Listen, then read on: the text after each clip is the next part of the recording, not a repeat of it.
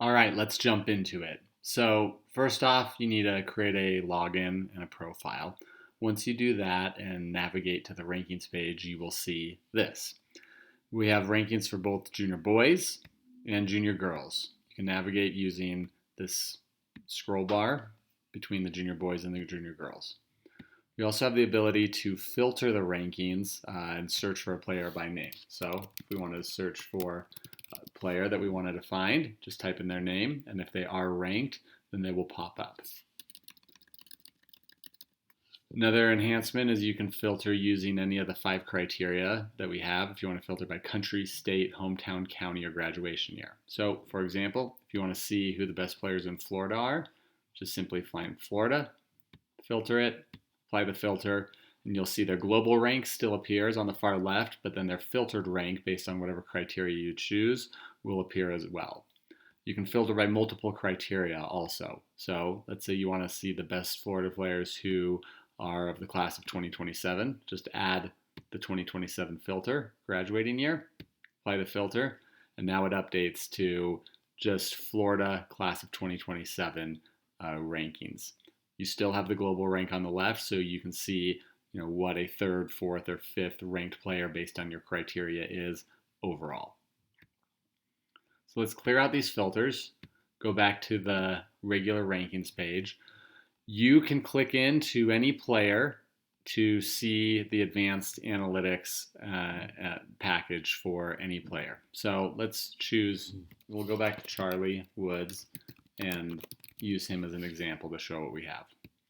Once you click in, every player will have these 6 tabs of deep insights: your overview, trends, tournaments, scoring, insights, and weather. Let's go through each of these so you see exactly what you can find for everyone. With every player, you're going to be ranked 6 different ways: on a overall or global level, country, state, county, city, and class. The way that the Universal Golf Rankings ranks players is based on a relative strokes metric. So what that means is how many strokes does a player generally shoot more than the best player in that category. So in this instance, Charlie, on average, shoots 7 shots higher than the best player in the world, who happens to also be the best player in the country and the best player in the state. It's the same person. That's how you would read this.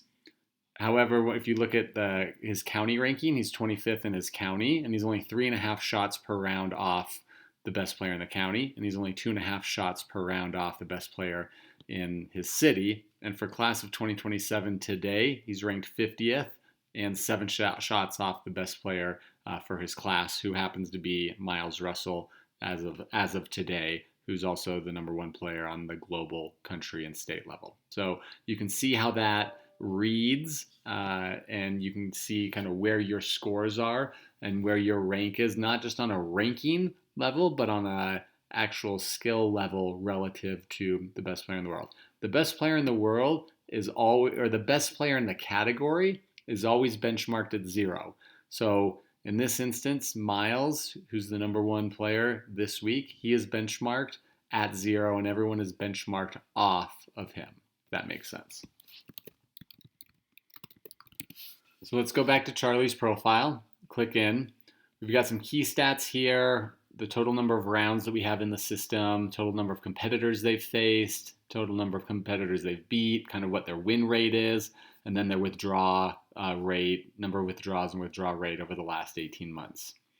These 2 graphs are sort of the proof in the pudding. This explains why you are ranked a certain way.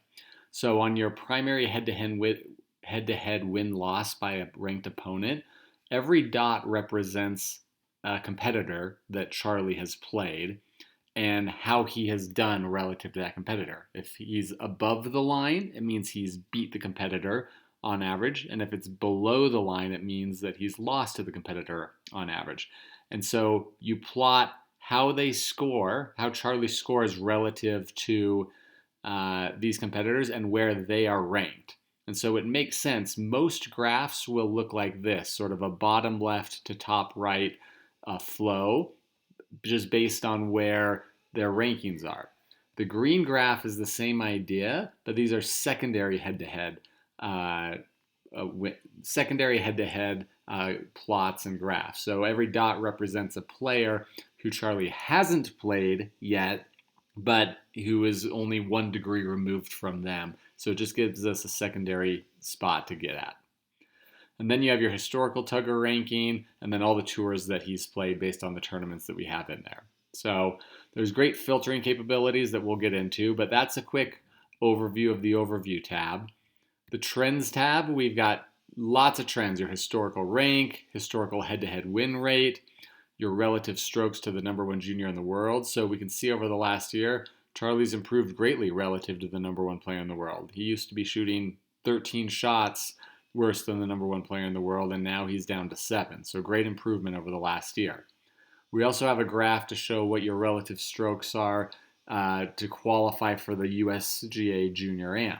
So there's 264 players who generally qualify for the US Junior Am. So how do you score relative to what that cut might look like? Well, this week Charlie's only 2 shots off. Now, any given day, obviously, he might be able to qualify, but it gives you a baseline of kind of where the talent is based on your ranking and skill and what you might have to do to improve to get to the skill level of qualifying for that USGA event. And then we have some volatility graphs as well. The nice thing about all this is that you can filter. So you can filter your global rank. Maybe you want to see what your state rank trend was or what your hometown rank trend is. All of these filters are just built in that you can look at. Your tournaments tab highlights, it highlights all the tournaments you've played in, all the scores and everything that's been logged on all the different tours that you've played in over the last 18 months, and then also a map of where you've played. Now, in this case, Charlie's played most of his golf in Florida. If you click into other players, you might see 4, 5, 6, 7 states that they've played in. So you get a nice graph of where they've played and how they've done there. You can also go to any tournament, click into the tournament, and get their scorecard broken down to see a hole-by-hole breakout of their scores. The scoring tab is really where we get into deep analytics for every player. And this is where players and parents and coaches can go to figure out, how do I improve? So we break down your scores just, very simply: pars, birdies, bogeys. What percentage is it on a round-by-round basis? Where you get some really deep insights is when we break down par 3, par 4, and par 5 scoring. So we can show you how you do relative to a benchmark to see where you need to improve. So what's interesting, let's first change the benchmark to Charlie's peers. Charlie's ranked around 700th in the world right now. So if we compare him to other players who are ranked about him, how does he do? Well, green is good, red is bad. What we can see on par 3s is that he loses shots to his peer group on short and medium par 3s, but he gains a little bit on long par 3s. Same thing happens on par 4s. He loses shots to the field on short and medium par 4s, but gains shots on long par 4s. And par 5s is where he really beats his peer group. That's where he picks up most of his shots, especially on long par 5s. So an interesting trend, if you're sitting here trying to figure out, hey, how can I improve? Or in this case, how can Charlie improve? Well, we can pinpoint exactly where his strengths are and where his weaknesses are on a hole-by-hole basis. Well, let's change the benchmark. Let's see how he does relative to the best players in the world.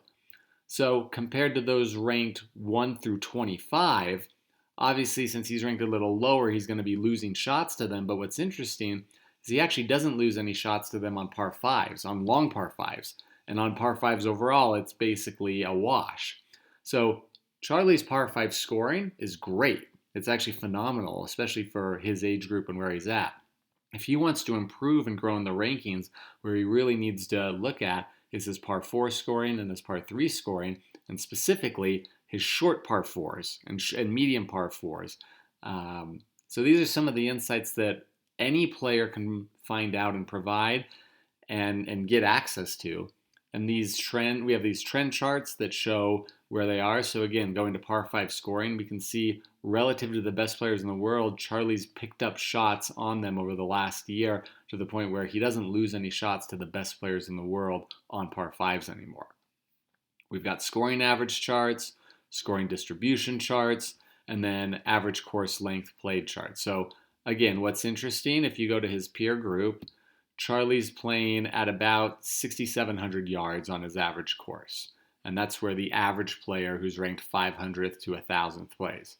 If you look at the average course length of the top players in the country, they're playing about 300 yards longer, average course length of about 7,000 yards compared to 6,700 yards. So again, just interesting insights that help you build a narrative on how to improve. And this is all found in the scoring tab. The insights tab is where we get into kind of mental and physical analytics to figure out, hey, are there places where I can improve? We've got bounce back rate, we've got give back rate, we've got blow up rate. So let's just highlight one of those. So bounce back rate is a birdie or better, right? So birdie or better percentage every time on the next hole after making a bogey. How do you bounce back after a bogey? Well, the best players in the world bounce back a little quicker than Charlie does, but relative to his peer group, Charlie's doing a pretty good job. So again, you can really pinpoint different things to figure out how you can improve. I find these graphs really interesting because I think it can point both to physical and mental stamina. Right here, we break down rounds based on your first 6 holes, mid 6 holes, and last 6 holes.